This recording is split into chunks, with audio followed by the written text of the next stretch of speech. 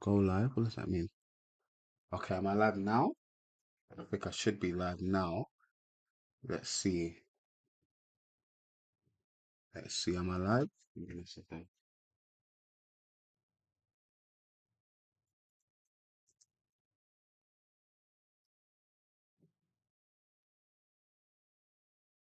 No, I don't think I'm live, you know. Hold on. Oh my. Hold on. Okay, you guys can hear me, yeah? Okay. Okay, you guys can see me, okay. How long have I been live for? Have I been live for like the last 10 seconds? I haven't been live for like a minute, have I? And you guys can hear me, you guys can see me? Appreciate you, man. Appreciate you. Um, okay. How you guys all feeling? How you guys all feeling? And who had chem today? I think there was a chem exam today. So hope that went well. But yeah, so today we're gonna go over some stats. So what I've done is I've essentially got a couple of questions that we can go through. So what do we have? We've got what do we have? We've got normal distribution, binomial, a couple of pure questions as well that can be integrated into the question. So um yeah, Chem was a disgrace. Chem was good. Really, really. How long the lab's gonna be today? So it's gonna be to around like 9 o'clock. Yeah, I think I saw a couple of TikToks actually as well, you know, about Chem, but I think you guys have got one more on Friday, I believe. So you still got a lot to play for. So don't worry. But yeah, let's get right into it. So let me make a start. So I've got a couple of questions. So uh the link to these questions, by the way, are in the description, by the way. So how do I do this again? I'm gonna go to scene like that. No, this is too big. Can I edit this? No, I need to edit this. I just realized if I do that. I think that's okay because I just remembered I was doing my outro for my walkthroughs and I forgot to change the screen. So if I do that and then display captures on, yeah, so that should work. And then now you guys should be able to see it, right? Um, yeah, yeah. Okay, I think that's okay. So yeah, I've got a couple of questions. Yeah. Oh, this is nice. OBS is so easy to use. Anyways, so I've got a couple of questions here. So we've got probability, binomial distribution, all my hypothesis testing. I've got this one called just like raw knowledge because essentially it's just dealing with normal distributions and understanding how they work. Some logarithm and I don't think I'll get through all of these today, but we'll see how we get on because I'm going to do some more stats on Wednesday, aren't I? So yeah, we're going to start off with probability. So a question like this is typical, it can come up. So yeah, let's have a go.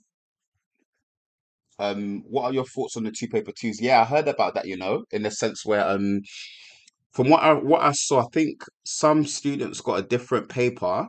Just I think it was in terms of access. So some people may have like um their vision, they may be visually impaired, so their eyesight isn't as great as like the average person. So their text is bigger. But I think what happened is that they actually got a completely different paper. So yeah, I don't know what they're gonna do about that. But yeah, I did hear about that. Somebody actually DM'd me about that, to be fair. So yeah, let's have a go at this one. So it says the events A and B satisfy, probability of A equals X, probability of B equals Y, and probability of A union B is 0.65, and the probability of B given that A happens is zero point 0.3. Okay?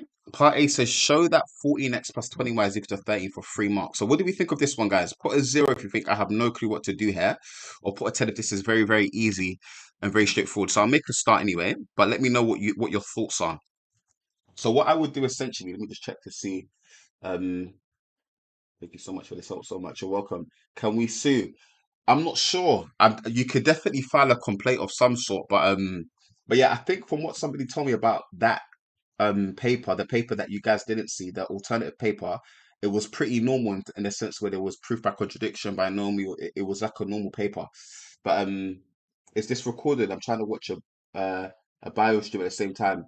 Yeah, no, you can go to your bio stream. This is gonna be recorded. It's gonna be after though. So once this uploads, then you can watch it back on my channel. So, anyways, we need to show that right now. For me, when I look at these questions, I look at what I have here. And I just use formulas that you know. So remember, the probability of A union B, you guys should know, is equal to the probability of A plus the probability of B minus the intersection, isn't it? Because we count it twice when we do A and B, right? So this is a formula. Now, what do I have here? Well, I've got union B, which is 0.65. And then this is going to equal probability of A and B, which is X plus Y. And then minus, I have no intersection, right? So what I'm going to do is I'm going to keep that there, right? Because I can just move this there. So what I'm going to move this there, and I'm going to move that there. So that tells me that the probability of A intersection B must be equal to X plus Y minus 0.65, right? So at least I've got an expression for something else, right? So that's 1, 2, 3, 4. I've got a fifth expression. Now I've got this one here, and this probability, this formula here is bound to be in your exam, right? It comes up all the time. So you just need to make sure you know this one. So the probability of A given B, I'm going to just do it the other way around because it's what you typically see in the formula book, right? It's going to be the probability of them intersecting, right? Now this is given that B happens. So this is going to be out of B. Yeah, this is like the general one. Obviously, it's swapped around, isn't it? So the probability of B given that A happens, just make sure that you guys can see that. Yeah, you guys can. I think that's all good. Yeah. Probability of A given that probability of B given that A happens is going to be the same thing. Now, obviously, B intersection A is the exact same as A intersection B, but I'm going to keep it the same just so it's consistent. Okay. Okay. So what do I have in this case? Well, I have what do I have? I've got the probability of A B given A. So what I'm going to do, let me bring this here actually, and then just plug in everything that I know. So I've got this here. And then I've got this one, which is going to be zero point 0.3. So that's zero point 0.3 over there. That's going to equal the intersection of B and A, which is the same as A and B, which I know is this thing, like that. So I can get this here. So I'm going to have X plus Y minus 0.65 over the probability of A, which we know is equal to X, like that. Yeah? So I get that there. Yeah. Now, what did they want us to show? They wanted us to show that 14x plus 20y is 13. So from here, let me just double check that's all good. Probably of A, yeah, that's all good. Intersection is that. Yeah, that looks good to me. So now, so now, got this here. It's going to be 0.3x is equal to x plus y minus 0.65, like that if I times it up. And then now, what do we want? We want a number. Okay. So with that being said, I'm going to just move that there. So I'm going to move that there, and I'm going to move that there. So I'm going to have 0.65 is equal to x minus 0.3x plus y. And then that there is, that's 0.7x, like that, plus y. And then that is 0.65. Now, let me just get those as fractions. 0.65 is equal to 13 over 20. This is 7 over 10x, like that, plus y. And then now, if I times everything by 20, right, to get rid of the fractions, then that will just literally be 13 is equal to, that will just be 14x plus 20y, like that, if I times by 20 on both sides, like that. And then that is just 14x plus 20y is equal to 13, which is what they wanted, isn't it? Yeah, perfect. Does that make sense? Everybody happy with that?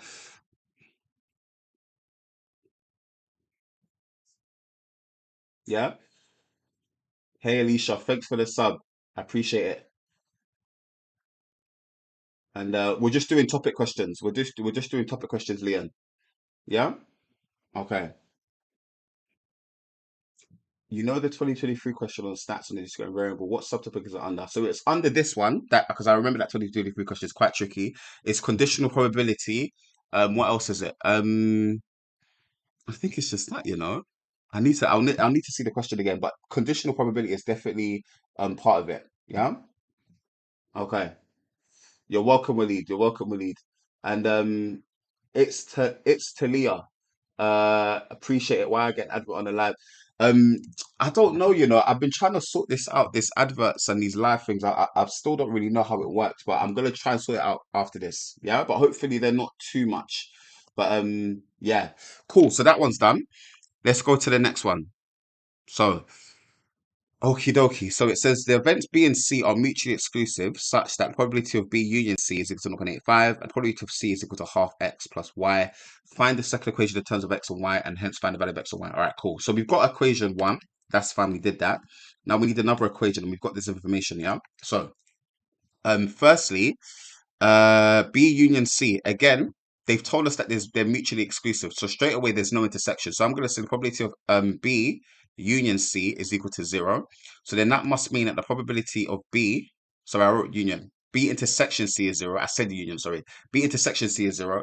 Means that the probability of the union, like that, is just going to equal the probability of B plus the probability of C, isn't it? Because remember, we normally take away the intersection, but there's nothing there. Yeah. So I don't need to write that. It's just literally equal to that. So now plugging in everything that we know, well, the union C is 0.85. Probability of B was Y. And the probability of C is given to us a half X plus Y, like that. Let me just double check. B was Y, wasn't it? Yeah, perfect. So now, tidying that up, that's going to be 0.85 is going to equal 2y, a half x plus 2y, times everything by 2 just to get rid of the fraction. It's going to be 1.7 there, 160 plus 10, 170. Yeah, that's fine. It's going to equal an x, so times by 2 and a 4y, like that. So therefore, my other equation is x plus 4y is equal to 1.7.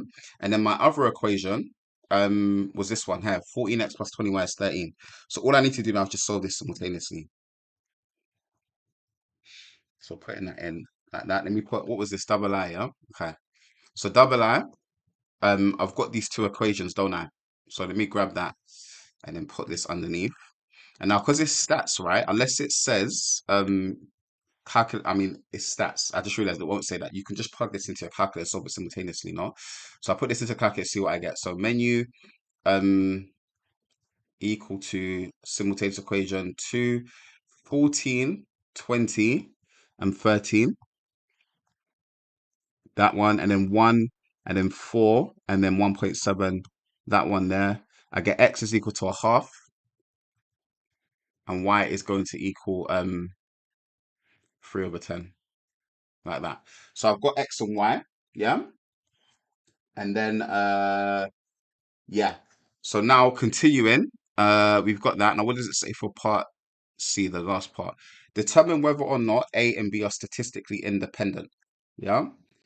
You must show you're working clearly. So if they are independent, right? Well, then that would mean, for example, it's just a quick formula that you guys can remember. I think it's always just easy if you just remember if they're independent, right? It means that the intersection of A and B must be equal to the product, like that.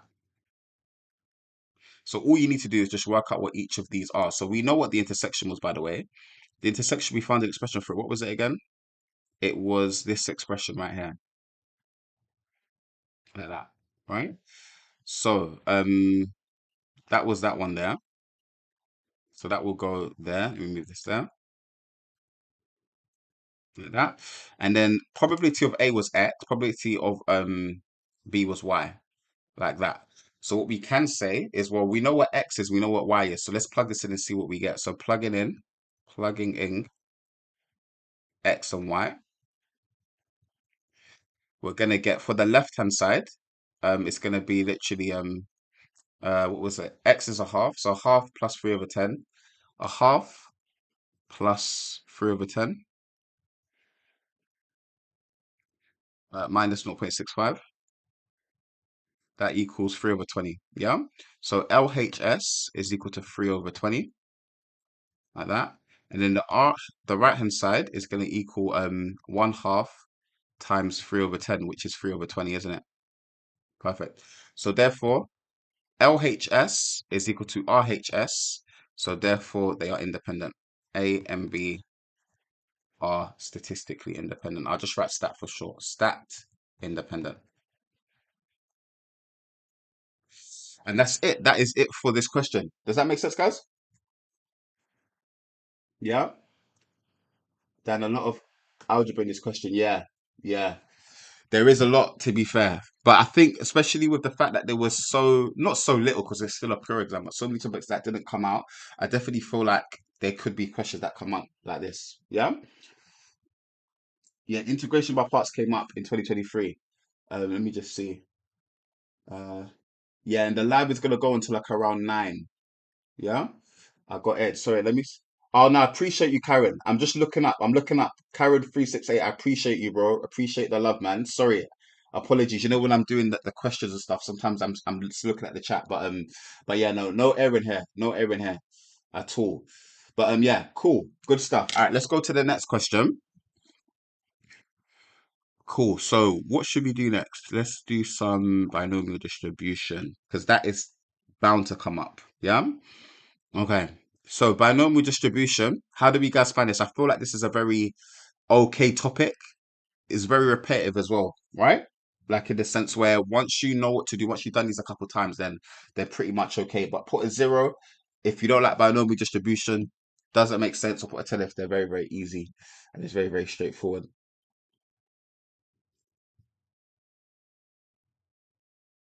What happens if there are integration added to that question? Then you got to integrate. And yeah, Maverick, I'm doing a live tomorrow at 7:30 for mechanics as well. If you go on my TikTok and on my YouTube Shorts, I've got a video just explaining like the schedule. So yeah, I'll be doing that tomorrow. But yeah, cool. So let's have a go. It says Rowan believes that 35% of type A vacuum tubes shatter when exposed to alternating high and low temperatures. Rowan takes a random sample of 15 of these type A vacuum tubes and uses a two-tailed test at the 5% level of significance to test his belief, right? Give two assumptions in context that Rowan needs to make for a binomial distribution to be a suitable model for the number of these types of vacuums. Sorry, for the number of these type A vacuum tubes that shatter when exposed to alternating high and low temperatures. So this is essentially just remembering your four characteristics of a binomial distribution. The charts are independent. You have a fixed of success or failure. The probability is constant, and there's one more that always there's like two other that are the same. I've actually got it here. Give me a second. Let me find it because I actually put it here. I took a screenshot of it. Did I? Yeah, this one right here. It's what we need. So essentially, you just got to memorize these here. So let me put this here. Let me put this here. So what does it say? It says you can model X of a binomial distribution if there are a fixed number of trials, there are two possible outcomes, success and failure, there is a fixed probability of success P, and the trials are independent of each other. So you just got to memorize these essentially, right? And it does say in context. So what is the context of the question? We're dealing with type A vacuum tubes and they shatter when exposed to alternating high and low temperatures, right? And we need to figure out two assumptions in context. So there's a couple of things you can say, right? So I'll just show you what they've done actually, because it's easier. Just give me a second. So yeah, right here. So just something that you've got to do here. Let me copy this and put this here. Um, yeah. So literally putting these in context. Okay, see it says the vacuum tubes shatter independently, right? There is the charges are independent of each other. The probability of a vacuum tube shattering is constant. Yeah. Or you could just say there are two possible outcomes. It does shatter or it doesn't shatter. Something like that. You'll get the marks. Yeah. Yeah. Well done, Camilla. Good stuff. Good stuff. Yes, you can, Cindy. Yeah. This is in this question, Prina. Yeah. Okay. Good stuff. Brilliant. Brilliant. Yeah. Exactly, Leon. Exactly. I'm just looking at your messages. Yeah. Good stuff. Cool. So let's do the next one now. So that was part A. Part B. Yeah. Okie dokie. So you know what I'll do? Let me actually get the actual questions or so I don't need to keep going up and down. So essentially what I need is just what Rowan believes. So I'll just grab that quickly. Guys, my eye, yeah, is like twitchy. Basically, I wear contact lenses because my eyes are really bad. So I wear two sets of contact lenses, guys. I wear like soft ones, which go first in my eyes, and then I've got RGPs. They're called rigid gas permeables, and they're hard plastic. If I take them out and drop them on the table, you hear it. But I have to wear them because that's what makes me see. But sometimes my eyes get dry and they get a bit twitchy. So I'm gonna see how I get on, but I may have to give you guys a question to try for a couple minutes and then take them out and put them back in. But we'll see how it goes. I think it's okay though. But yeah, if anybody wears contact lenses, then you'll know my pain. Especially if you wear the ones I'm talking about. I've got them specially made for me. I have to pay like £70 every time I lose them. But yeah, let's have a look. So it says Rowan believes that 35% of the type wave vacuum shatter. And it says using the binomial distribution, find the critical region for the test. You should state the probability of the rejection in each tail, which should be as close to 0.025 as possible. So we've got two ends, right? We've got a sample of 15. We've got a sample of 15, n equals 15. We need to figure out the probability that we get a value on the left. Let me write left tail, like that. So there's, let's say, a value R, critical region R, that will give us, instead of writing less than, let me just write as close to 0.025, yeah, as possible. That's what we're looking for, yeah? And then on the other side, this is the left tail, the right tail, because it's going to be two-tailed, like that. We're looking for a probability that X is greater than or equal to a certain number, which is as also as close to 0.025. Like that, as possible. So what is our binomial distribution? Let's write that first. Yeah. So X is going to be binomially distributed. B, the sample size is 15, and there's a 35% chance that they shatter, isn't it? So this is going to be what I'm dealing with. Let me just double check. Yeah, perfect. So with this calculator, right? I don't have the fancy CG50. The left side is always a guessing game. Yeah. Yeah, I'm doing a live. I'm doing a live on Wednesday. So one, two variable, right? So let's say, for example, the left tail. Let me write left tail like that. Let's say I start with the probability of X is less than or equal to 1, for example. What do I get for that? So I'm going to put in 1.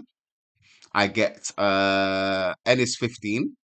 And then this is going to be 0.35. Yeah? So I get that number there. So 0.0141 787 blah blah blah, like that. So this is pretty close to 0.025. I put 250 there. It's less than 100, right? If I compare these two. So what I'm going to do now is let me figure out what, because it's going to get small on the other side. Let me look at this one. X is greater than or equal to 2 and see what I get. So changing that to a 2, I get that one there. So 0.06, like that, 173, blah, blah, blah, like that.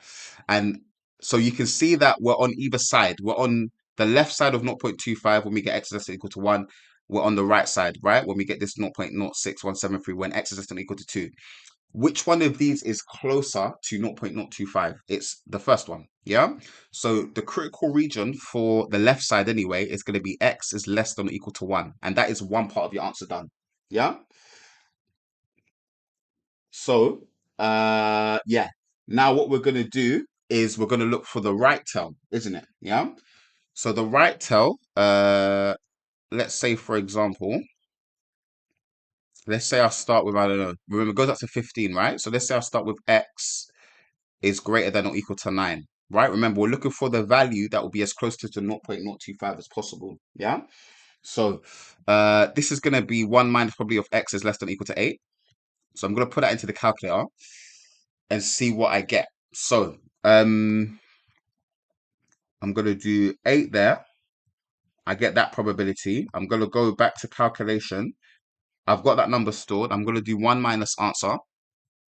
I get that there. So it's going to be 1 minus 0.0. Oh, no, sorry. Sorry. That is just going to be the answer, isn't it? Not 1 minus that. That is the answer because I've already taken 1 from it. So it's going to be 0.04 21, blah, blah, blah. Yeah? So let's do the next one because obviously the further I go towards 15, the smaller the probability gets. So let's do this one and see what we get. Yeah? So this one's going to be 1 minus probability of x is less than or equal to 9. Like that. And then that is going to be, I need to go back to 7 distribution, binomial CD, which is 1, 2, and then 9 there, I'm going to put, and then, did I put 10 there? Yeah, I did. 15, 0.35, like that. 15, that's all good to me. So I get that there. So now what I'm going to do is I'm going to take this from 1, aren't I, to get the probability of x is greater than or equal to 10. Yeah? So go there. Double check that that number still there is. 1 minus answer. This is equal to 0.012, blah, blah, blah. Yeah? 4. Okay. So now when we look at these guys, these are either side of 0.025. Again, which one is closer? This is like 420. This is 124, right? This one is closer. So therefore, the critical region for the right-hand side is going to be x is greater than or equal to 10. So therefore, your answer for the critical region is going to be x is less than or equal to 1 or x is greater than or equal to 10. And that is going to be your answer. Does that make sense, guys? How do you store answers? If my friend Jack was here, he will know how to do that. I don't know how to do that, you know. No, I do. He told me the other day. How do you store? I think let's say I do 25 like that, yeah. If I click store, click equals, what happens? I don't know how to do it. It's something. Because somebody told me you press something. I don't know how to do it. I don't know how to do it. I was taught it though. But yeah, cool. So do we have to show like attempts or is it just fine with just answers? I think th I'll be on the safe side and maybe just show an attempt, but it's a calculation, so I think you have to show. Let me see the mark scheme actually. That's a good question. What do they have here? I guess what you have to do. Oh wait, what have they got there? They've got that one, and then they've got that one. They've just got the calculations. The mark scheme is a bit confusing to be fair, but I would just be on the safe side and maybe just show one attempt, right? Just to be on the safe side. I'm not sure though, to be fair. But so why did you say or crystal and oh yeah, of course. Apologies. Yeah. The critical region is and, isn't it? Yeah, for sure. It's and because it's either this side and that side. Thank you very much for that. Apologies. Yeah, Waleed for sure. Yeah. Yeah, you can do it that way, Black Alpha, to be fair. Yeah. Okay. Cool. Cool. Cool. So that part is done, yeah. And then what have we got next? We've got this one here. So it says part C says find the actual value of the level of significance of the test based on your critical region. So let's get these two questions here because they're like one markers, yeah. Now, whenever they ask you for the critical region, sorry, not the critical region, for the actual level of significance, it's literally the probabilities of your two critical regions. Yeah. So part C is literally the probability of x being less than or equal to 1 plus the probability of x being greater than or equal to 10, right? Which we've calculated, which is going to be these values there. So 0 point, what was that one? 0 0.0141 0.141,787, blah blah blah, plus probably of x being greater than or equal to 10, which is that number there, 0.01244, like that. So just putting that into your calculator and then just getting those. So 0.01, that looks like a 9, but it's a 4. My 9 and 4, those are the same. This is enough decimal places, I believe. I'll check the mark scheme just to check what we get. 0.1244. We get that there. Yeah. So 0.0266. 2662, which I'm sure that's exactly what they got, isn't it? Let's check. Yeah, perfect, brilliant. So that's done. Um, part D says Rowan records that in the latest batch of 15 type A vacuum tubes exposed to alternating high-low temperatures, 4 of them shattered. With reference to part B, comment on Rowan's belief. Give a reason for your answer. So, what is Rowan's belief again? Rowan believes that there is a 35% chance that they will shatter. Yeah, that is his belief, right? And we've done an observation, haven't we? Right? Records the latest batch, and 4 of them shattered, right? Now remember, this is kind of like building into a hypothesis test, right? Remember what we did in part B, because they said make reference to it, right? We found a critical region to be x is less than or equal to 1 and x is greater than or equal to 10. This critical region tells you whether or not you accept or reject your initial hypothesis, your null hypothesis. If you fall inside this critical region, then you reject H0 and you go with the alternative. Okay. That value that we observed here is 4. That lies outside. So the observed value of 4 lies outside of the critical region. All right, CR. So there is no reason to reject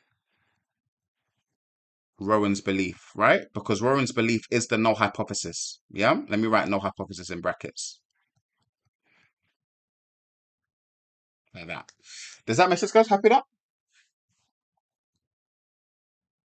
Let me just check the chat.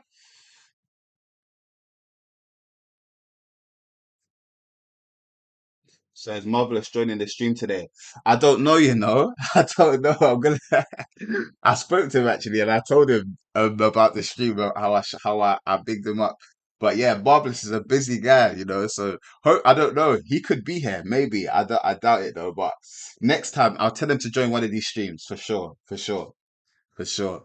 But yeah, cool, cool. Okay. Yeah, exactly. So you accept uh H0. So let me write that there. So accept H0. Yeah. So again, for anybody that wants me to explain that again, so yeah, just to clarify, that observed value of 4, right, lies outside of your critical region. Your critical region was x is less than or equal to 1, x is greater than or equal to 10. Because 4 is outside of that, remember, these are the critical regions for rejecting the null hypothesis. If you get an observed value that falls inside those two inequalities, then you reject the null hypothesis. Because the 4 is outside of it, you don't reject it, right? The question said, with reference comment on Rowan's belief. Rowan's belief is the null hypothesis. Rowan believed that 35% of type A vacuum tubes shatter, right? So that I hope that makes sense now. Yeah. For part B. Um check here. Oh, wait, I can just put it up here actually, I just realized. Just see.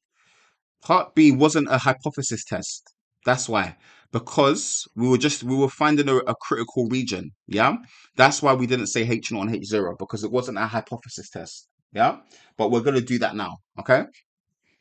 So next part, where is it? Long question, isn't it? Okay. So we've done that. Let's go here now and see. Okay, so this is the next part, right? It says Rowan changes to type B vacuum tubes. He takes a random sample of 40 type B vacuum tubes and finds that 8 of them shatter when exposed to alternating high and low temperatures. Part C says, or part E, sorry, it says test at the 5% level of significance whether or not there is evidence that the proportion of type B vacuum tubes that shatter when exposed to alternating high and low temperatures is lower than 35%. You should state hypotheses clearly. So again, this is a hypothesis test now, which is where we're going to do the null and alternative hypothesis. So H naught, right? What do we believe to be true? 35%, right? P equals 0.35. What is the alternative hypothesis? What are we investigating, right? We're investigating if the proportion is lower than 35%. So we're going to say P is less than 0.35. This is going to be a one-tail test. Yeah? One-tail test. And the significance level alpha is going to be 0.05, isn't it? Yeah? So to be fair, I don't think you guys use alpha for significance levels. I don't think you guys do that. But I've always done it from uni. So that's why I always put alpha. But but yeah, cool. So yeah, what do we need to do with hypothesis testing? Remember, you assume the null hypothesis is true, and you want to find the probability of observing a certain value, right? And compare it to your significance level. If that observed value is less than the significance level, you reject H0 and accept H1.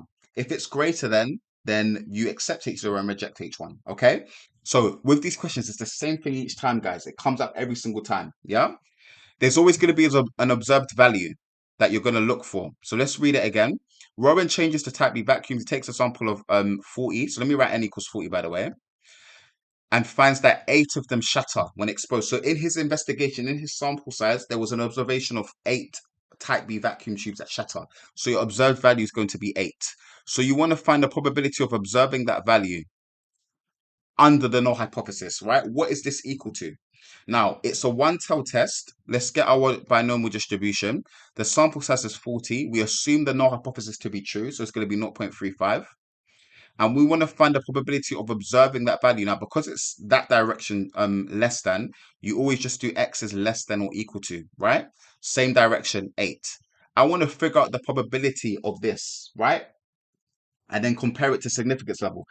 That's literally it, guys. Yeah. So let's work this out and see what we get.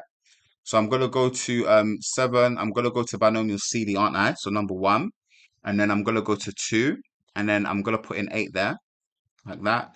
I'm gonna put 40 in there. I'm gonna put 0.35 in there. Let me just double check that. That looks good. That looks good. That looks good. And I get that number there. So 0.0302. Yeah. Now compare this with 0.05. It's less than. Yeah. So because it's less than, what do? You reject H0 and you accept H1. Yeah. Now, once you know what you're doing, now you just need to write a sentence which contextualizes what you've found out. Yeah. So what you're gonna say is, I'm gonna type it.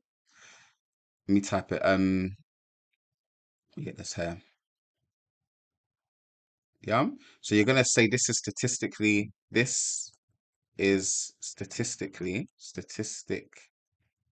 significant.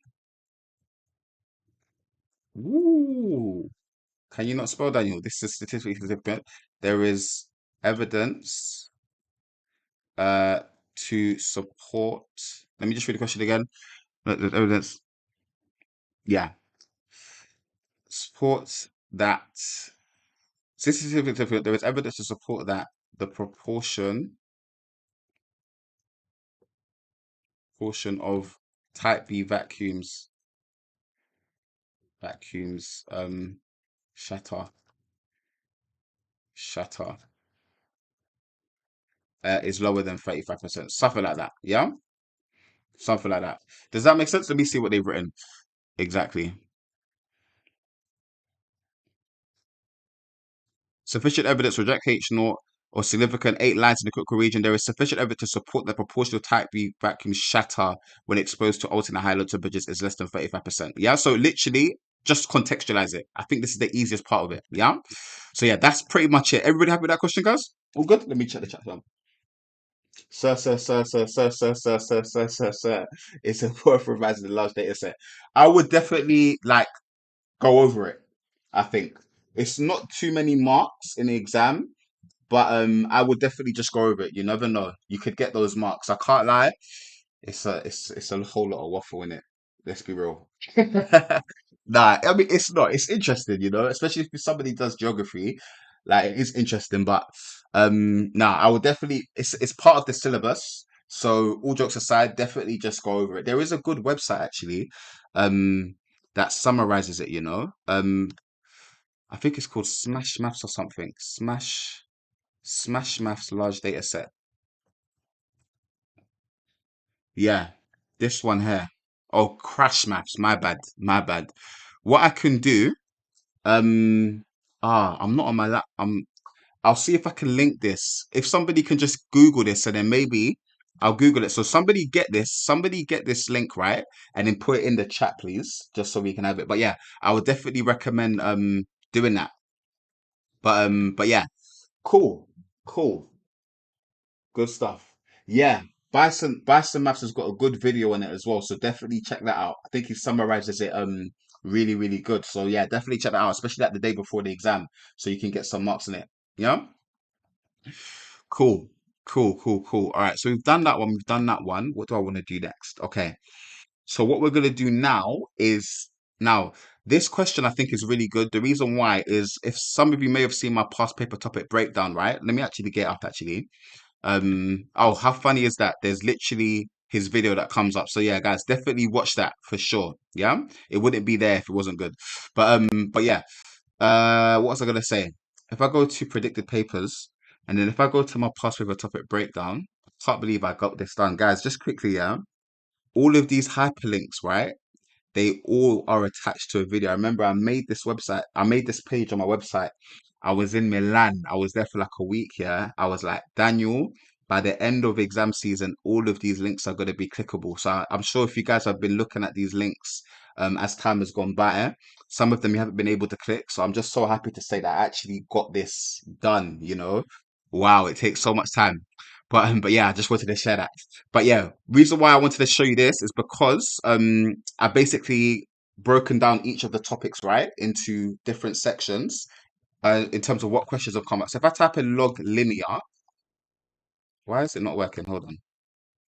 Why is this not working? If I type in stat, does that come up? So what's going on here? Okay. Oh, that's why. That's why. Linear. Let me just type in linear. Could you see that there? Logarithms and non-linear data, right? It's come up in 2022, came up in 2019.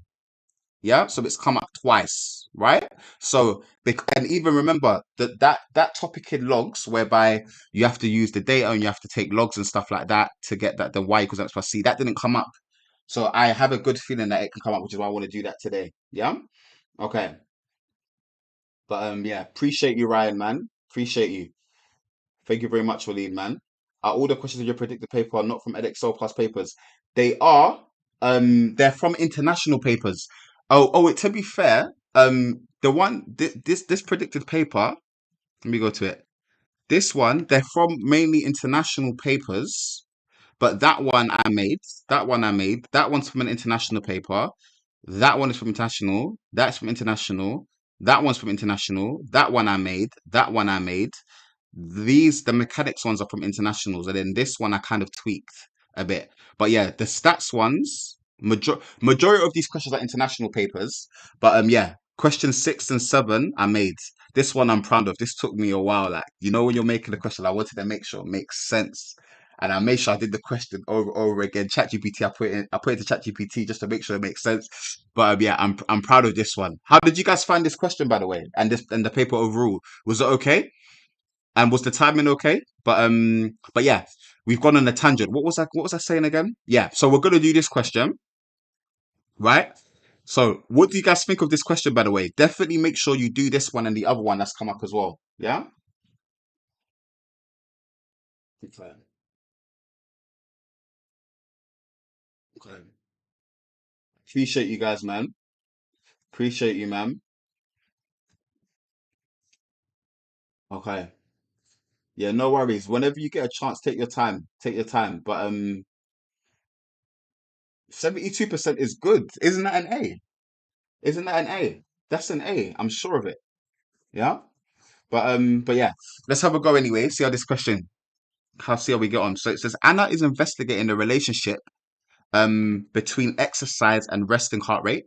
She takes a random sample of 19 people in her year at school and records for each person, right? Their resting heart rate, H beats per minute, the number of minutes M spent exercising each week. Her results are shown on the scatter diagram as we can see here. Part A for 1 mark says interpret the nature between H and M. Okay, so what's happening? It's a negative correlation. As M increases, the H decreases, right? What is M? What is H? M is the number of minutes spent exercising. H is the resting heart rate. So all you're gonna say for that 1 mark is I'll do it here. Actually, let me do it like that. So as the number of minutes, always contextualize it, spent exercising each week increases, the resting heart rate decreases. Decreases. Something like that. And that will give you the 1 mark. Yeah, just put it in context. Yeah.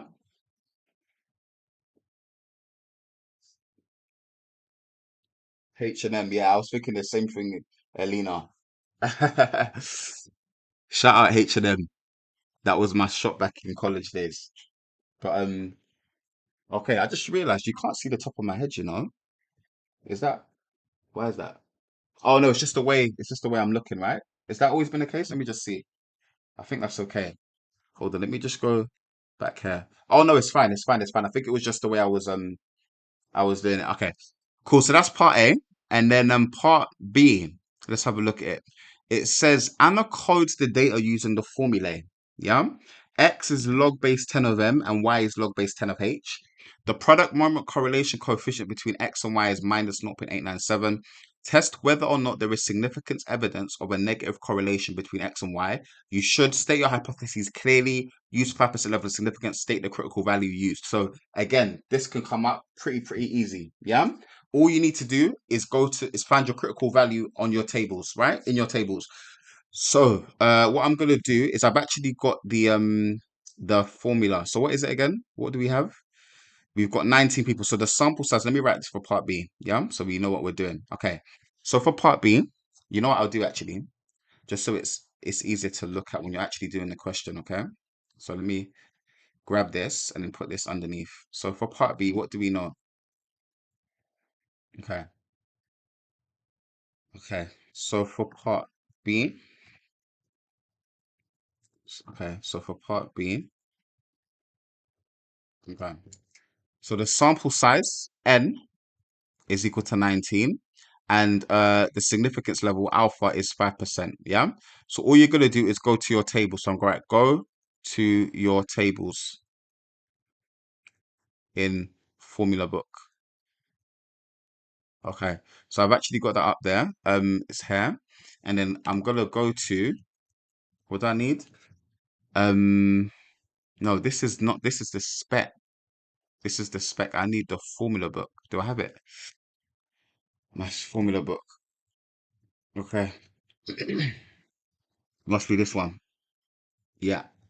And then let me just type in product moment correlation coefficient. Okay. Must be, yeah, critical values for correlation coefficients, right? So remember it's symmetrical. It just gives you the positive side. But remember the sample size, let's go again, is 19 and the significance level is 5%. So you're just going to go to that. So the significance level is here. Sample size is there. So 19 is there.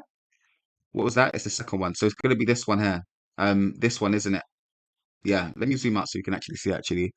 Is that it? Yes, so 0.3887.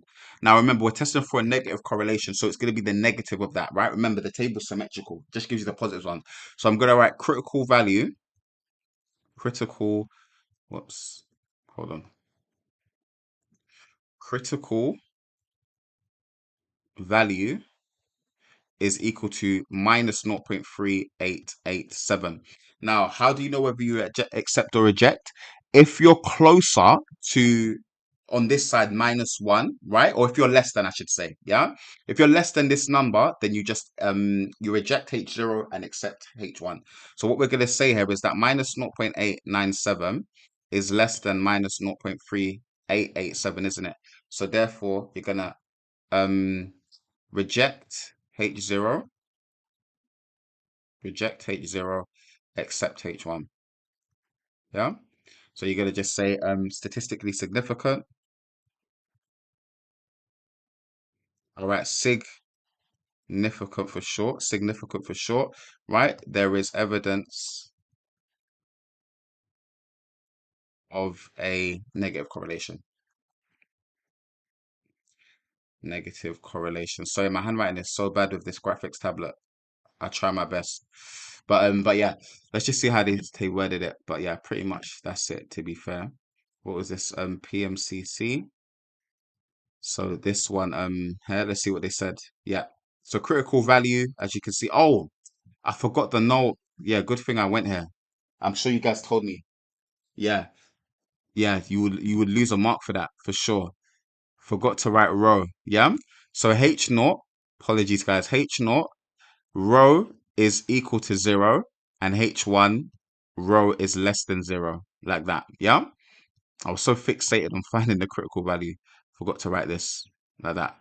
Yeah. So yeah, that will give you 1 mark. So yeah, please, please, please make sure you do that. Okay. And when you're doing the mechanics vids, I'm doing that tomorrow. I'm doing that tomorrow. Yeah. Okay. Do you know what? Yeah. I think I've said this already on the stream. I think the older I've gotten, the more I've come to like stats. So when I did A levels, I think it's on my last stream. I got, so you could only get an A.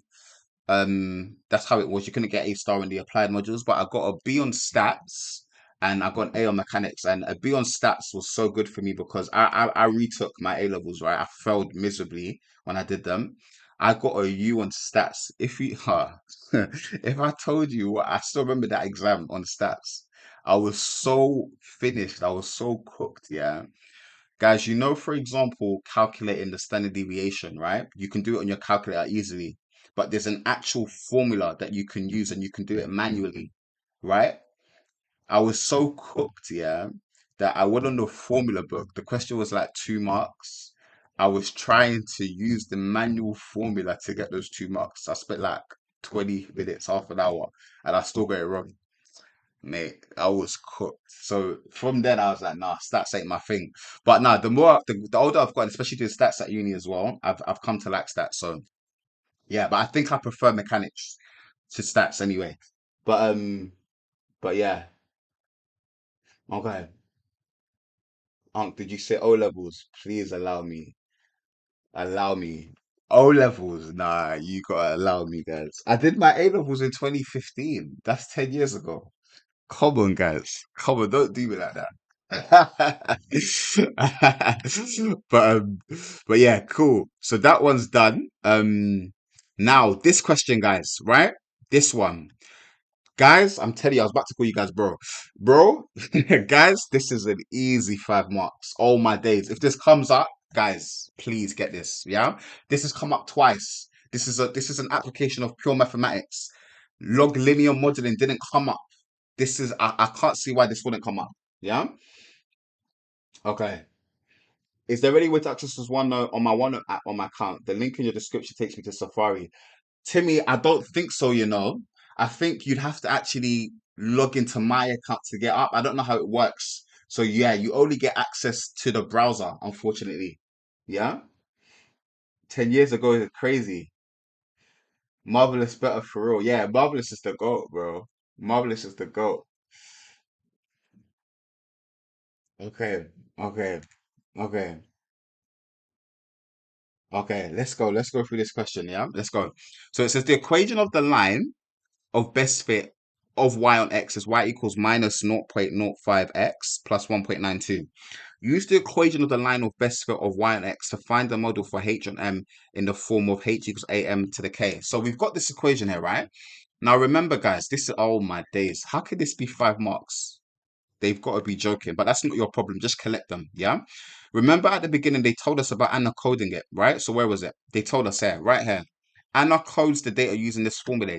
So you've got expressions for M and H in terms of logs, which we can use. I need to grab this. Hold on. Let me put these here. So all I'm going to do, guys, let me copy these two and then put this there like that. And then, yeah, we need to get that form. So all you're going to do with this one, guys, is just, it's literally algebra. So what I'm going to do is firstly, is sub it in.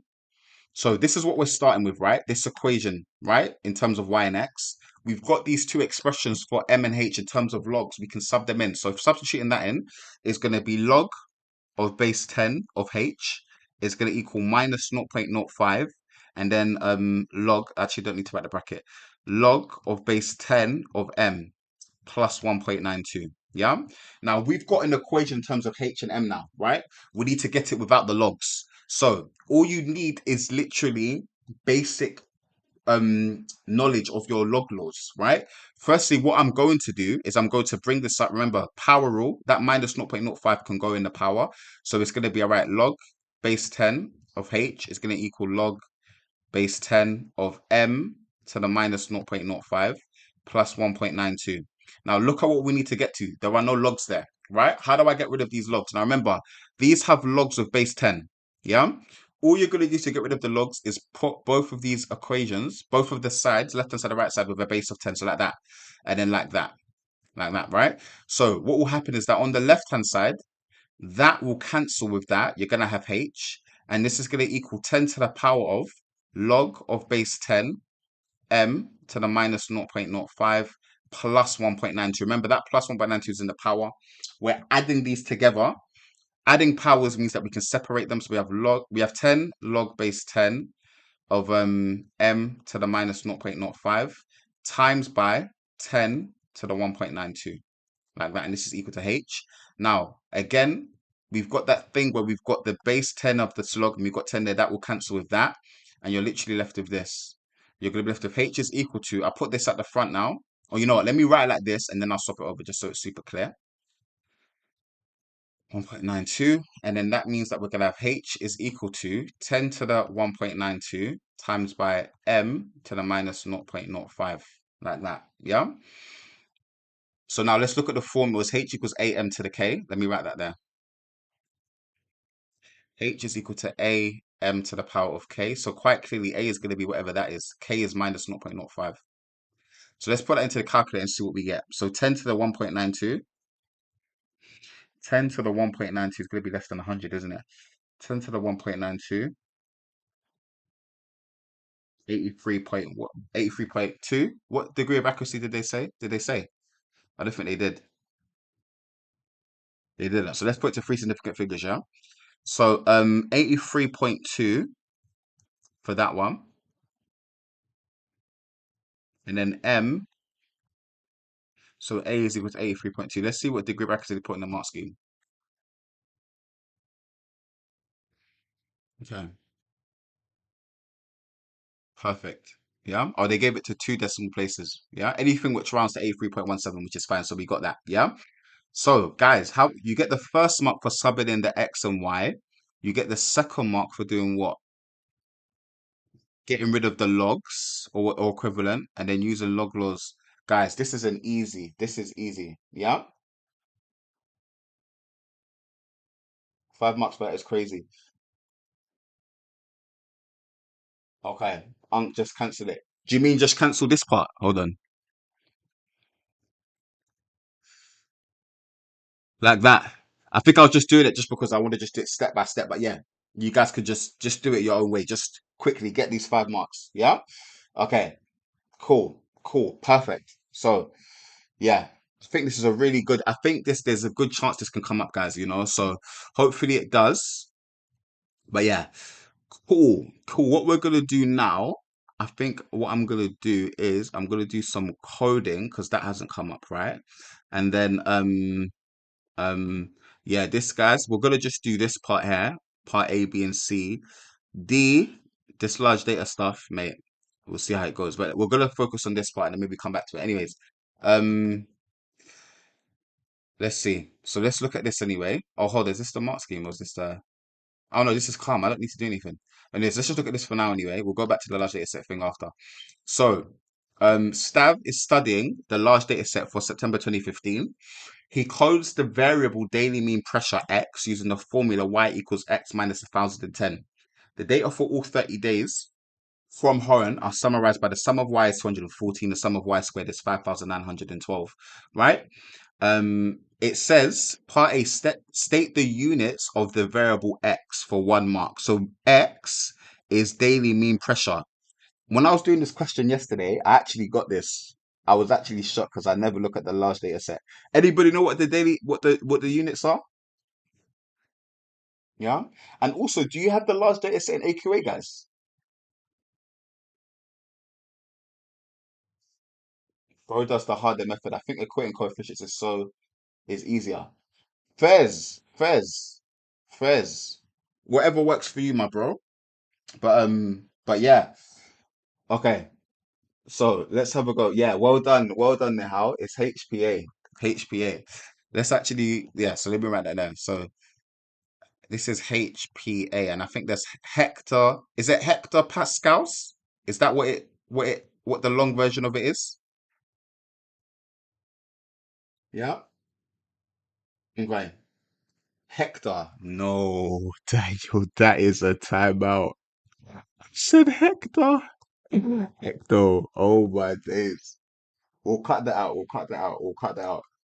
Um, yeah. Okay, cool, cool. All right, so part B, find the daily mean pressure for the 30 days. So remember, the daily mean pressure is the variable X, isn't it? But it's been coded. So there's actually something you just need to memorize, yeah? Let me get, because I've actually got it here, coding. And then, yeah, this here, guys, this right here. This is all you need to remember for this, right? How many of you guys have looked at this? Coding barely comes up. I think this is the only time coding's come up, guys. Yeah?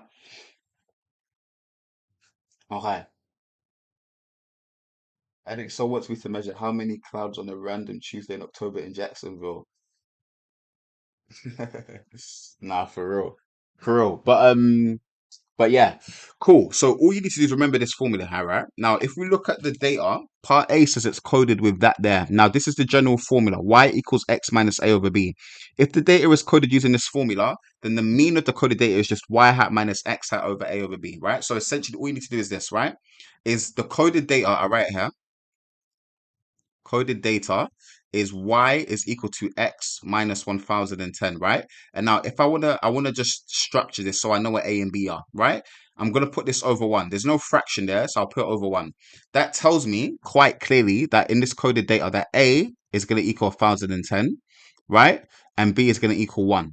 Now, we want to work out the daily mean pressure, which is x hat, isn't it? Yeah. Now, we know from this formula, y hat is x hat minus a over b. So I'll write this here. Y hat is equal to x hat minus a over b. I want x hat, so I can just rearrange this, and it actually has it there, right? I'll do it here. X hat is going to equal b y hat plus a. So we know what b is. B is 1, so that's just going to be y hat plus a. A is 1010, like that, yeah? So all I need to do is just figure out what the mean of y is, yeah? So plugging that in, what do I have? Well, I have the sum of y, and I've got the days in September. There are 30 days in September. Yeah. So I'm going to say y hat is just going to equal the sum of y, right? Over n, right? Which is going to equal the sum of y is, what was it? 214? 214. N is 30 because there are 30 days in September. Yeah. So therefore, that would just mean that x hat is just going to equal literally that 214 over 30 plus 1010, like that. And then we get the answer there. Just checking the chat, making sure I didn't miss anything with you guys. Okay, good stuff. Brilliant, brilliant. Okay, so we put this into the calculator and see what we get. So 214 over 30 plus 1010. Now that gives us that number there. 1017 point. I just did it to 1 dp. 1, like that. Yeah. That is part A. Let me go back to the chat. I think it's gone. Hold on. Okay. Yeah. Yeah, I think you would, you know. Let me get the mark scheme up. You just have to show a bit of work in. Is that solution? Where's the mark scheme for this one? Yeah, so just that really. You just have to show that and then you're good. Yeah. Now, yeah. Another thing for part B as well is, let me just go back to it here. Um, yeah.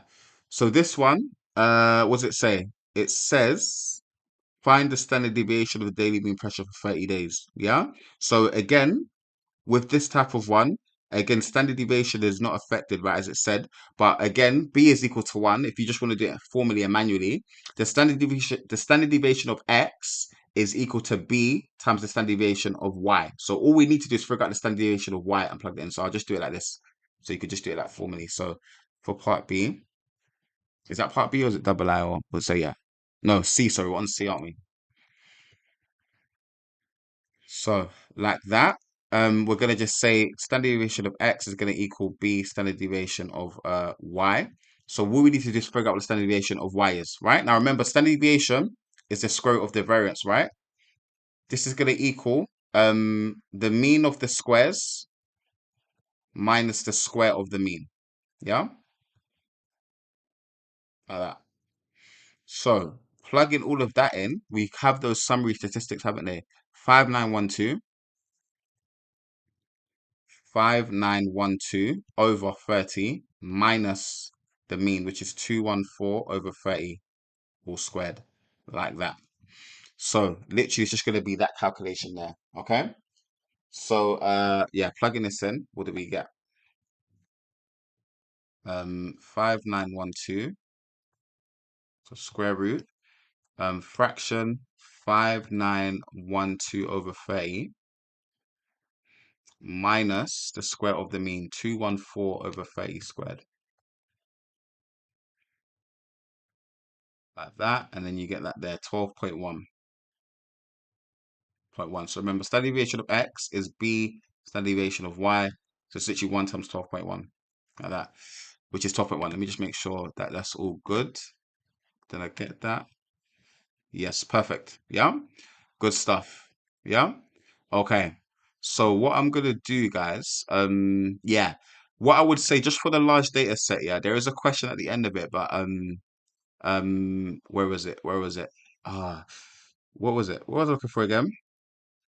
Log linear modeling. No, it's this one. Yeah. So basically, with this last question, let's read it. Where was it? Yes, here. It says, Stav knows that in the UK, wind circulates, right? In a clockwise direction around the region of high pressure, in an anti-clockwise direction around the region of low pressure, right? Table gives data. The table will give the daily mean pressure for 3 locations from the large data set. So we've got Heathrow, Herne, and Lucas, and you've got these daily mean pressures, and you've got the cardinal wind direction, right? The cardinal wind direction for these 3 locations were in random order: west, north, east, and east. You may assume that these 3 locations were under a single region of pressure. Using your knowledge of the LDS, place each of the cardinal wind directions in the correct location in the table. Good reason for your answer, guys. When I told you, when I was looking at this question yesterday, I was like, bro, what is this? I can't lie. But basically, I even had to draw like a diagram. So essentially, what you've got to do, yeah, with this one is you need to figure out which direction it's going in. Yeah. So, because of the fact that you've got these two in the clockwise direction around high pressure and the anti-clockwise direction of low pressure, remember the mean we calculated to be 1,017. Yeah. So if you look at this here, we figured out the standard deviation is 12, right? 1,017 plus 12 is 1,029. All of these are approximately more around that, right? So because of that, it's above average. Yeah. So it's going to be in a high pressure system. Yeah. Right. So that way, you know, it's going clockwise. Hopefully that makes sense. I'll just say it again. The mean of the daily mean pressure is 1,017. The standard deviation is approximately 12, right? So one standard deviation above the mean is above average, isn't it, right? 1,017 plus 12. And these values are pretty much approximately that, isn't it? Yeah, these are approximately 1,029. They're close to it. Yeah. So that tells you that they're all going clockwise. And then you actually need to know where these are. I can't lie, I've only heard of Heathrow. I'll be honest. So what I did is I just drew a diagram, right? So essentially what they're saying here, let me just see it because this one actually rattled me because it's a lot going on for 2 marks. But yeah, again, just do a brief minus 2 marks for it. But yeah, basically Lucas is north, it's in Scotland. Heathrow's in the middle. Herne is near Bournemouth, right? So essentially, what have I got? I've got north, east, south, and west. So essentially, Lucas, right? Because we know it's going clockwise, we know that it's going clockwise based on the fact that the standard deviation, the averages of each of the daily mean pressures was one above the standard deviation. Lucas, if it's going clockwise, then it's gonna go from the west, isn't it? Yeah. If I want to get to Lucas clockwise, you're gonna have wind going from the west, and then obviously if you go down to Heathrow, which is here, that's gonna be coming from the northeast, right? And then going down to Herne, which is on the south, is gonna come from the east. So that way, you know Heathrow is coming from the northeast because it's in the middle. It's coming from up there, right? Herne is coming from the east because it's in the south. The wind is going that way clockwise, and then Lucas is coming from the west. That's how I visualize it. Yeah, but I can't lie. Um, why has bro drawn the nitrogen cycle? Do you know when I'm doing these questions? Yeah, whenever I get a question, yeah, I always make sure I do them first, just so when I'm explaining it, I'm making sure obviously I know what I'm saying. So this is how I understood it. So yeah, but yeah, I can't lie. As I said before, just briefly go over that document, right? And yeah, hopefully things click for that large data stuff. But yeah, cool. So what have we done today so far? It's 8:40. It's been an hour and 10 minutes. We've done that question. We've done binomial. We've done. Let me just get this out. We've done probability. Whoops. We've done probability. We've done binomial distribution. We've done the log linear modeling. PMCC. We've done coding. All right. Let's do some normal distribution now. So I've got 2 questions for you guys. Yeah. So I've got how many? Yeah. I'm gonna do 2 more questions and then we'll call it a day. Okay. Is that cool? So maybe around 9:15 probably. Yeah. Okay. Okay, let's see.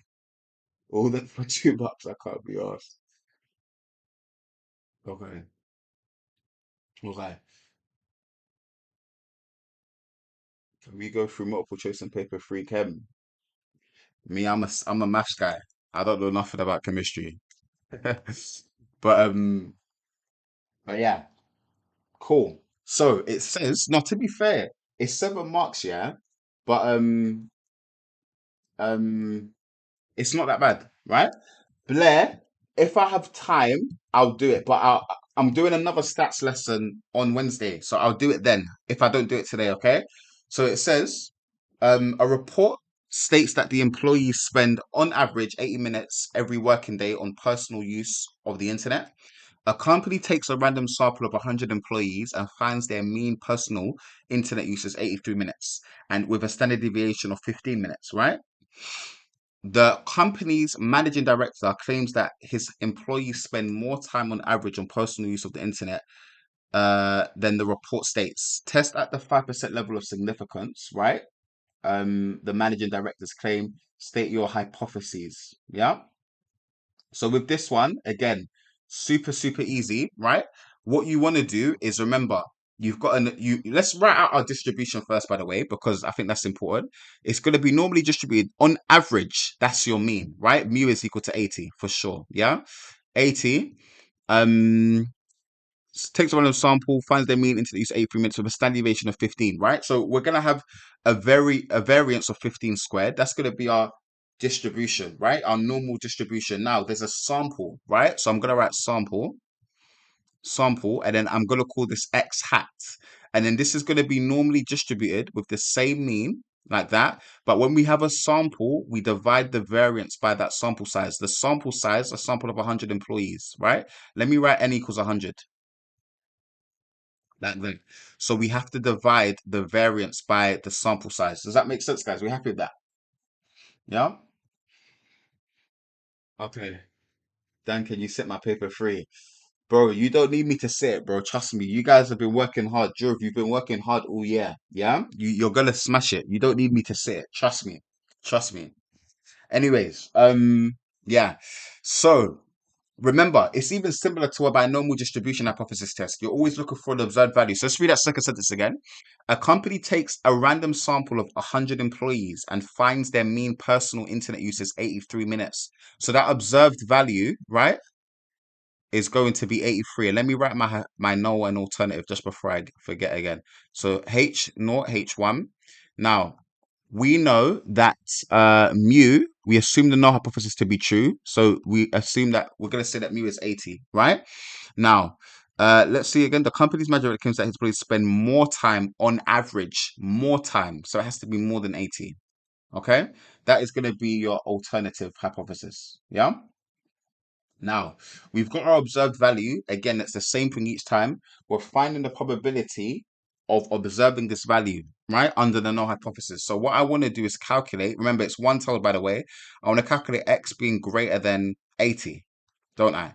And then I want to compare this to significance level of 5%. Let me write alpha as 5%. Yeah? So all I'm going to do here is calculate this. So, sorry, not 80. Whoops, 83. My bad. That is not my observed value. 83, like that. Yeah? So, yeah, 83. Yeah, so I'm gonna put this into the calculator now, aren't I? So putting this into the calculator, it's gonna be 7 and then normal CD like that. The lower bound is gonna be 83. The upper bound, just a really big number, 10 to the power of 10, like that. And then the standard deviation, let me write this out actually. The variance is that, so sigma squared is equal to 15 squared over 100. The variance then is going to be equal to 15 square root of the top over 10, 1.5, like that. Let me just double check. Yeah, that's fine. So yeah, sigma's 1.5, isn't it? So I'm going to put 1.5 in there. 1.5. Um, get that there. And then mu is 80, right? Like that. And then let me just double check. That looks good to me. Yeah. 83, that's fine. That's fine. And then I get this number there, yeah?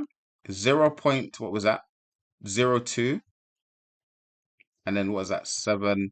And then that's gonna be 5, like that, yeah? And then now I want to compare this to the significance level, don't I? Yeah? The significance level is 5%, yeah? So this is gonna be less than, isn't it? Oops, this is gonna be less than 0.05, like that, yeah? Now, because it's less than, what do? We reject H0,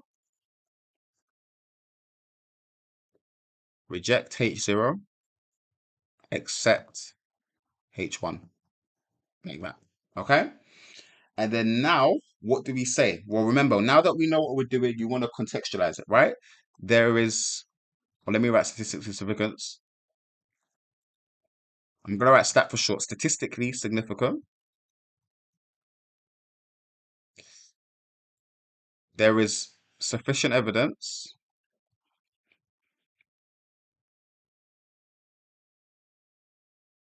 Was the managing director's claim?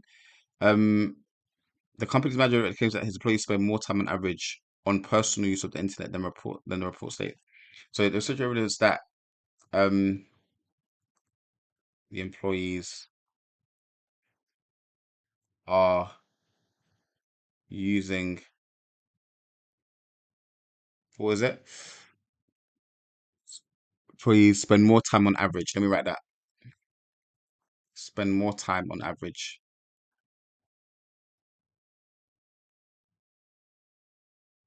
Time on average. More time on average on personal use of the internet. So when we read again on personal use. Okay. Yeah. Perfect. Something like that, and you'll be good. Use then the report states. So there's evidence to back up the manager and director's claim. And that will give you the 7 marks. This is an old question. I think I got it from PMT. So that's why what I've noticed when I go back to old questions, the marks seem to be inflated. Yeah. Okay. Okay. Good stuff. Good stuff. All right. Perfect. Can you be an examiner this year and take note of our names and be kind? Wouldn't that be great? But yeah, guys, regardless, whether or not I'm an examiner or not, you guys are gonna get the grades you deserve because you guys have been working super hard, you know? So don't worry, you guys are gonna do amazing. Yeah? Okay. So that question's done. Now I've got this question. We're gonna finish with this one. How long has it been? Like 90 minutes? Okay, yeah. We'll finish with this one. So I call this question here just raw knowledge, right? Because it just requires you to have a really good understanding of normal distribution. So I want you guys to have a look at this question and tell me what you think of it. If this question comes up in your exam, right? Put a 0 if you think I'm cooked. I have no clue what to do here. Or put a 10 if this is absolutely light work. I know exactly what to do with this type of question.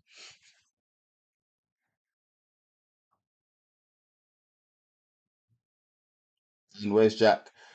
I think Jack had chem today, you know. Do we need him? Is that why you're saying Jack? What am I looking at?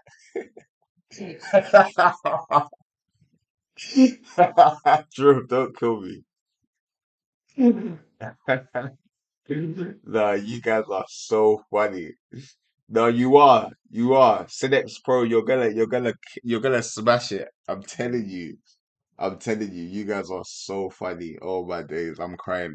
Anyways, let's read it, guys. Yeah? No, just miss him. I'll tell him. I'll tell him. I'll tell him, BR. I'll tell him. I'll tell him. So it says the random variable x is normally distributed, right, with mean mu and variance 36. Given that the probability of mu minus 2k, the probability of x being between mu minus 2k and mu plus 2k is 0.6, find the value of k. Now, guys, what I will say, right, whenever you're doing normal distributions, right, diagram, diagram, diagram. Just draw a sketch. Just see the question. And I'm telling you, it's easy. Okay. So this one here, let's do part A. Yeah. Let's do it. Quick time. Not quick time, obviously. I'm not going to rush it, but um, what, what the hell is that? You guys are too funny. Yeah. So let's visualize this, right? We've got a normal distribution, right? So normally distributed. The mean is mu, we don't know it. The variance is 36. So the standard deviation is 6. So I'll write 6 squared here, like that. And then if I draw a bell curve to visualize that, like that, then I know that the mean is obviously there, like that. And then mu minus 2k, well, this is the 2k on both sides, so it's symmetrical, right? They're telling us that mu minus 2k is like that, and then mu plus 2k is like that. And then this area right here is 0.6. This whole area here is 0.6, right? That's a 0.6, okay? Now, if that's 0.6, well, the whole curve the area is 1, isn't it? It's symmetrical. We know that because we've got 2k on both sides. We're taking away 2k and adding 2k from you. So this is going to be 0.2, and that's also going to be a 0.2, okay? So what that tells me is that there's a value there. So let me draw another curve, right? The same curve, but I'm going to just draw the endpoints like that. There's a value on my distribution curve, right? Which will give me an area to the left of this critical point here, right? And that critical point, like that, this area here altogether, if this is 0.2, that's going to be 0.8, isn't it? Okay. Now, there's something I'm going to introduce here, right? Which is going to be your best friend, right? When you're doing these types of questions, right?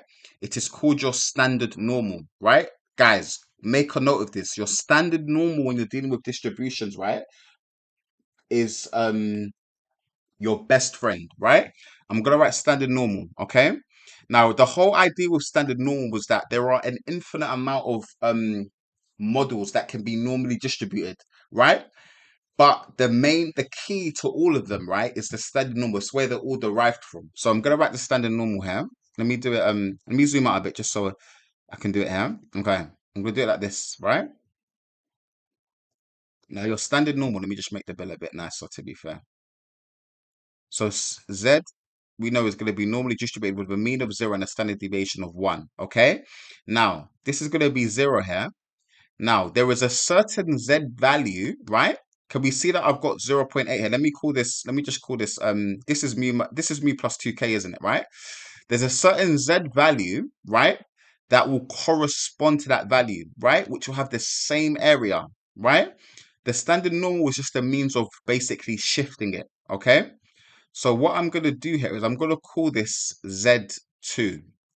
I'm going to call this Z2. There's a value on your standard normal, right? That when I have it here and I have it to the left, the area is 0.8. There's a certain value. Now, how do we find this? The inverse normal, yeah? Your chat is so unserious, sir. As in the chat? Let me see. W's in the chat. Okay. Anyways, let me finish this. Let me finish this. Yeah. So remember to standardize, Z is going to equal X minus mu over sigma, right? This will give you the Z value to corresponding X values. Okay. So what I want to do is calculate two things. So for example, this area here, this value here is mu plus 2k. I'm going to say our X in this case is going to equal mu plus 2k, like that. And then, well, I want to figure out what um what that value of Z is, right? Now I can do that by using the inverse normal. So let me get that up. So my calculator gives it to the left. So I'm gonna put this there. I'm gonna go to inverse normal, which is number 3. The area is 0.8 to the left, like that. The standard deviation is 1, like that. The mean is 0, like that there. Yeah.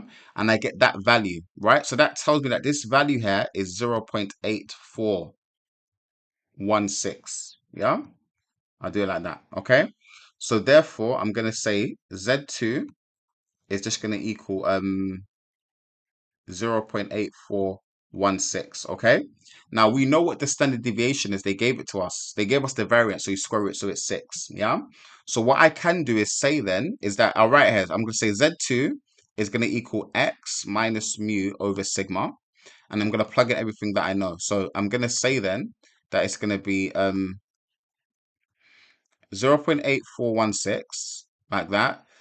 This will equal X, which in our case is going to be mu plus 2k, minus mu over sigma. Sigma is equal to 6 because the variance is 36. So I can put that there. Yeah.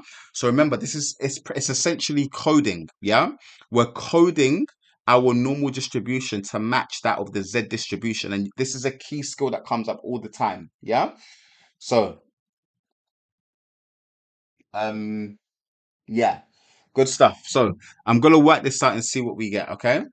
So firstly, what I can do is just say, well, 0.8416 like that. The mu's are gonna cancel here. So I'm gonna have 2k over 6 like that. So then that way, k is just gonna equal 0.8416 times by 6 divided by 2. So just timesing it by 3, isn't it? Yeah, so I'll just put it in the calculator. Is that stored? Yes, it is. So I'm gonna just do literally that times by 3, isn't it? And that gives me 2.52. Yeah? 2.52 to three significant figures. Does that make sense? So I'm just gonna write k is equal to 2.52. Everybody happy with that?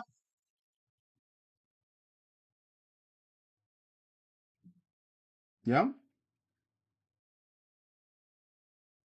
good stuff. And what I'll do actually, because I did this, I'll show you like another way I did it as well, just in case you guys have done it the other way. Let me go to my stats solutions, right? And then normal. Where is it? Normal this one here.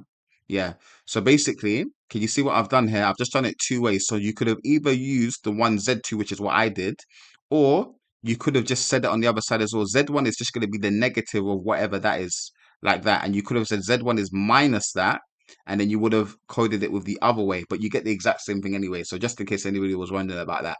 But yeah, does that make sense, guys? It's not too bad of a question. The main thing here, the main skill is just really understanding the normal distribution curve and and the standardization, right? Does that make sense? Everybody happy with that? Yeah. BR, that's where it came from. That 0.8416, right? I'll do it here. This is the value on your normal, on your standard normal, right? That will give you a probability of where the left side is less than zero point 0.8. Yeah. So the probability of Z, right, being less than 0.8416 is equal to zero point 0.8. That's where that value came from the inverse normal. Does that make sense? That's where it came from. Yeah. Okay. Okay. So how do we know when to use the standard normal? Amen. So what you need to remember, right, is that every single normal distribution, right, can be coded via a standard normal. So the way you know is sometimes when they ask you for certain values. So for example, in this case, right, we had to figure out what k is, a value on our actual distribution. This is the actual model, right? Now, what we can do is we can make use of the standard normal, right? Because it's coding. You're using a formula to go from one to the other. So if you have an unknown, you can put it in. So I've got another question which I'll do on Wednesday like this as well. Yeah. But if you have got a couple of questions, yeah, then you should be good. Okay. Do you put zero point 0.2 in your calculator and use the negative value if you are working from the left side? Yes. Yes, John T. Yes, John T. Yeah. Okay. Cool. Cool. But yeah, I hope that makes sense. I hope that makes sense. Everybody happy with that? Okay. So now you're welcome sporting. You're welcome sporting. And then what did Cameron, does mu plus 2k not equal 0.84? Mu plus 2k. No. Mu plus 2k, remember, is your x in this formula here. Yeah? So the 0.8416, right? Right? Is that value here. Actually, let me see. Yeah, that 0.8416 is this value here on your standard normal, right?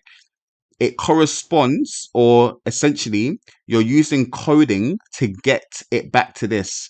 I'll do another question like this on Wednesday as well. But yeah, just practice that. It came up in last year's paper as well. Yeah. Okay. Cool. So yeah, let's have a go.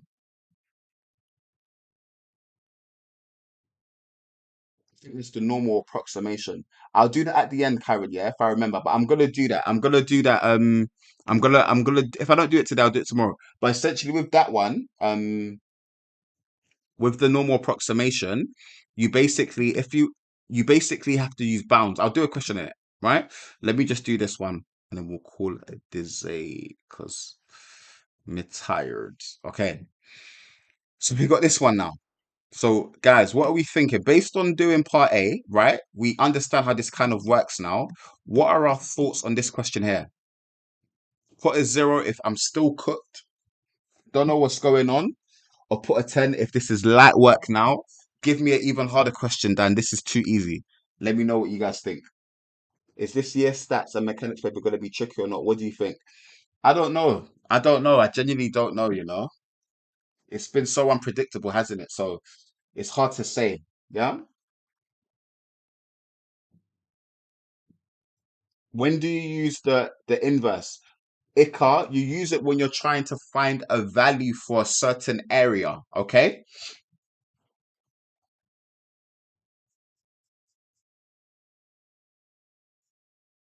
Okay. Let's see what the chat is saying. Let's see what the chat is saying. Okay. 4, 6, 7, 0. Nah, you're good. You're good, Mariska. You're good. Okay, so let's go for this one and see how we go on. So it says the random variable y is normally distributed with mean mu and standard deviation sigma, given that 2 mu is equal to 3 sigma squared, and the probability of y is greater than 3 over 2 mu is 0.0668.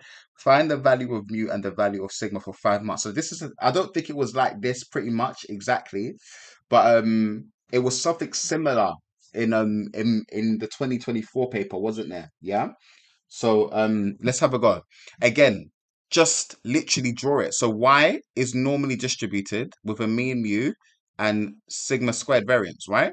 So if I draw that there, then what have they told me? They've told me, well, do you know what I would do as well, yeah? Just because I've got 2 mu is equal to sigma, 3 sigma squared, sorry, I would find an expression for sigma squared, right?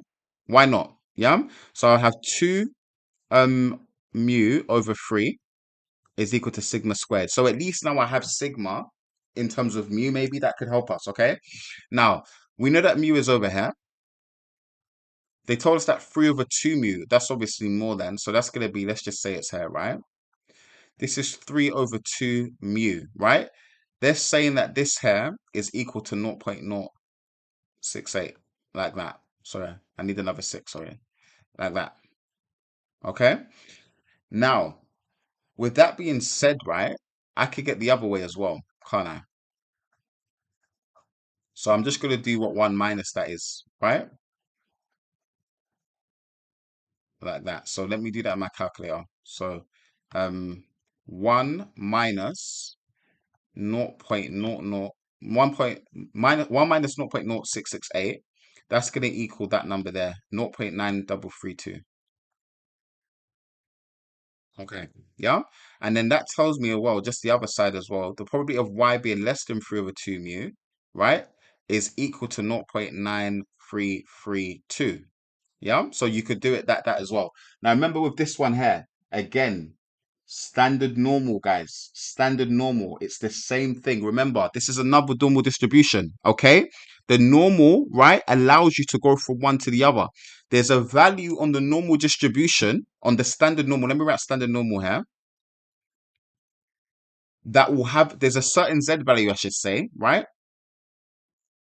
There's a certain z value on this one like that. Let's call it Z1, or let's just call it Z actually. We'll call it Z. That will give you an area to the left, which corresponds to 0.9332. Yeah. And you're just going to use this. Yeah. So 0.9332. Okay.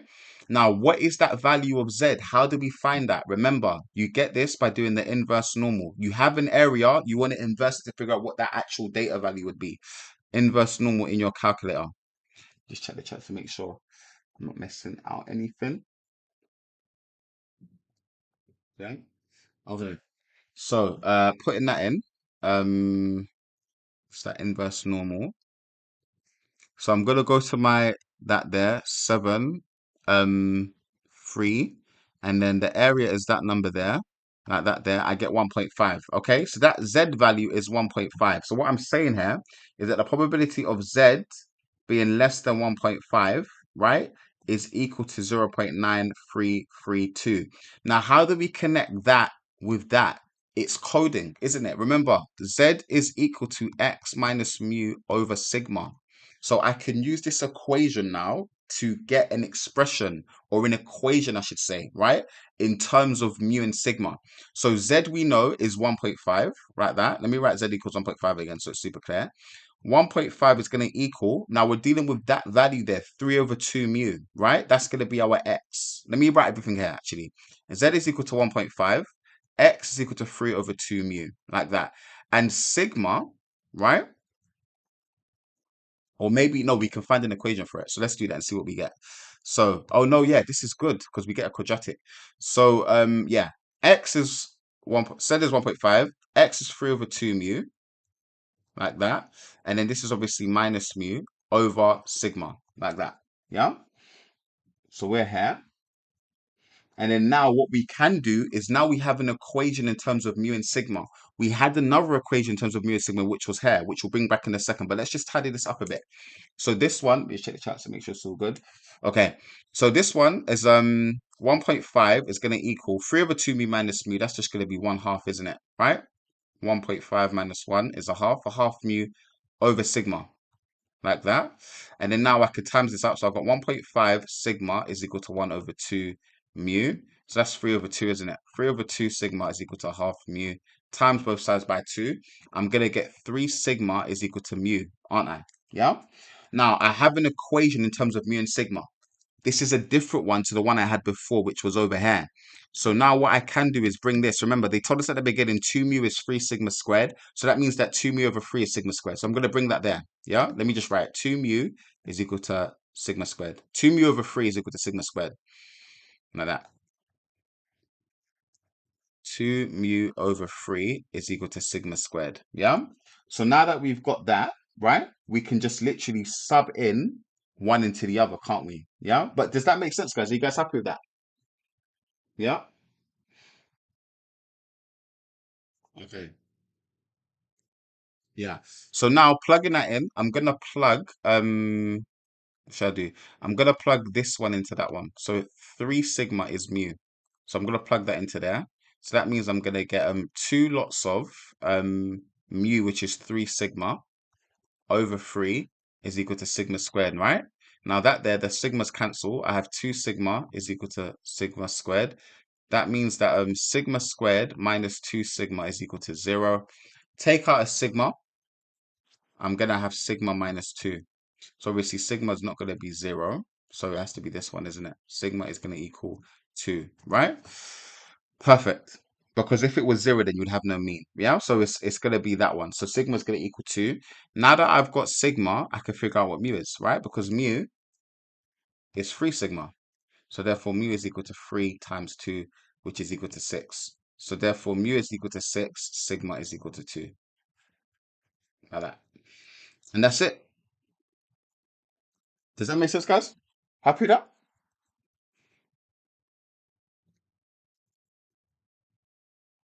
Yeah. So again, guys, just please keep this in your head, yeah? The standard normal, right, is the goal. It's the key to everything in normal distributions. If you can understand this, you can do any question, I'm telling you. Yeah? Yeah? Good stuff. Good stuff. Cool. Brilliant. Brilliant. Brilliant. Okay. Okay, cool, cool. So how are we feeling, guys? Feeling a bit better for stats? What's your plan moving forward? Is it just are you doing half stats, half mechanics as you go along when you're doing past papers, or do you guys prioritize obviously what you find easier and harder? In terms of the stream, it's 7:30. So they're 7:30 each day, okay? So tomorrow will be 7:30 mechanics, Wednesday will be 7:30 stats and mechanics. Yeah? And if I don't get 150 over 100 in applied now, I'm going to review 1 star. Listen, you're gonna get 200 out of 100. You're gonna kill it. Don't worry. Yeah.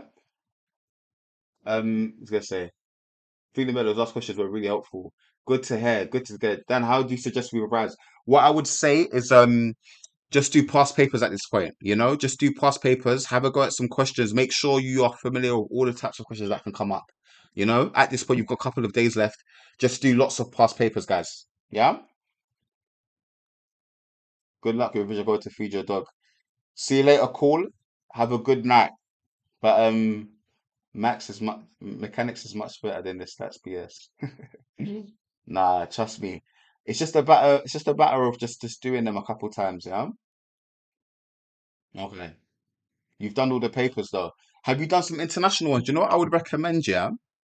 I would definitely recommend doing some international papers. But the only thing, yeah, is that sometimes there are some questions that are not in your spec. So I would be very, very careful. And this is even the old one. Oh, I know what to do. I need to get the link to it.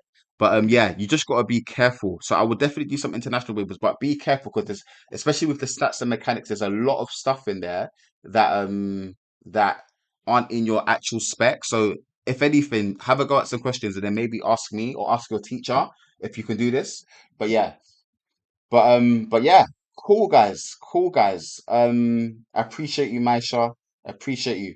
But yeah, again, the stream tomorrow. Let me go back here. Big camera. So yeah, the stream tomorrow is at 7:30. That will be for mechanics. Yeah. So we'll do mechanics questions. I've got a couple of mechanics questions actually. Let me show you. Um, where is it? Mechanics 17th of June. Oh, where's it gone? Oh, it's there. Let me go back here.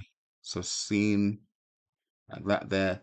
And then yeah, so these are my mechanics questions. So I've got a moments question, projectiles, some forces with vectors, F equals MA. So I've got a couple of questions that we'll do tomorrow. And then obviously on Wednesday we'll do both stats and mechanics. Yeah. But yeah, guys, what was I gonna say?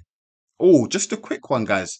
I got an email from a teacher about being unable to access the PDF for the past paper, my predicted paper 3. Did anybody have any issues with that at all? Would you recommend finishing all past papers or doing mock sets since there isn't much to do?